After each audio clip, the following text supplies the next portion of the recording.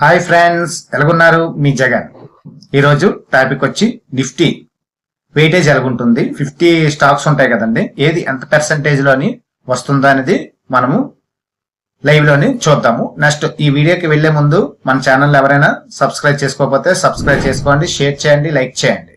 Okay అండి, ఇలాంటి videos ఎన్నో మీకు అందించే విధంగా తోడ్పడతాం. నెక్స్ట్ వీడియోలోకి వెళ్దాం. ఇదిగోండి, చెప్పాను కదండి లైవ్లో చూపిస్తానని. నిఫ్టీ అనేది ఇండెక్స్ అనేది ఎంత, ఏది ఏ స్టాక్ అనేది వెయిటేజ్ ఎంత ఉంటుంది అనేది ఒకసారి చూద్దామండి. ఇదిగోండి, యాప్ ఓపెన్ చేశాను. ఓపెన్ చేసిన తర్వాత ఇండెక్స్లోకి వెళ్తాను. ఇదిగోండి, ఇందులోని ఇదిగోండి 50 కంపెనీస్ ఉంటాయి. ఏది కంట్రిబ్యూట్ చేస్తుంది అనేది, ఎంత వెయిటేజ్ అనేది చూద్దాం.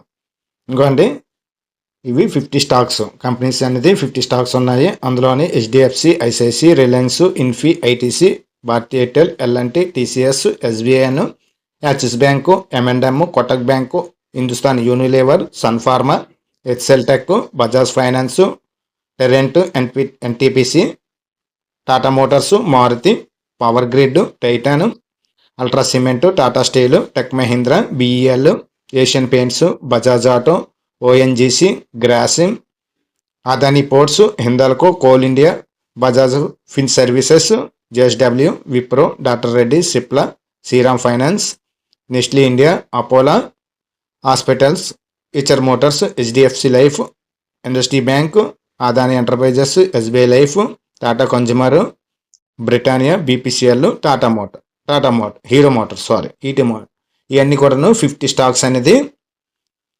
కంట్రిబ్యూట్ చేస్తుంది. నెక్స్ట్ నిఫ్టీ ఇండెక్స్ అనేది మీకు తెలుసు కదండి. నిఫ్టీ ఇండెక్స్ అంటే ఏంటనేది, అందులోని ఏది పర్సంటేజ్, ఎంత పర్సంటేజ్లోని ఏది చేస్తుంది అనేది మనము చిన్న విశ్లేషణ చేద్దామండి. ఓకే అండి, హెచ్డిఎఫ్సి అనేది 12.7%. ఇవ్వండి, హెచ్డిఎఫ్సి అనేది 12.7%, ఐసిఐసి బ్యాంక్ అనేది 8.52, రిలయన్స్ అనేది 7.77, ఇన్ఫీ అనేది 6.38, ఐటీసీ అంటే దీన్ని బట్టి ఇప్పుడు ఫర్ ఎగ్జాంపుల్ హెచ్డిఎఫ్సి అనేది ఒక 3 పాయింట్లు ఉన్నదంటే దాని 12%, 100%లోని 12% అనేది ఇది ఉంటుంది. నెక్స్ట్ ఐటీసీ వచ్చి 4.2%, అంటే హై వెయిటేజ్ వచ్చేది హెచ్డిఎఫ్సి. నెక్స్ట్ వెయిటేజ్ వచ్చేది ఐసిఐసి బ్యాంక్. థర్డ్ వెయిటేజ్ వచ్చేది రిలయన్స్. ఇవన్నీ కూడా బాగా పెరిగింది అనుకోండి, బాగా మార్కెట్ పెరుగుతాయి.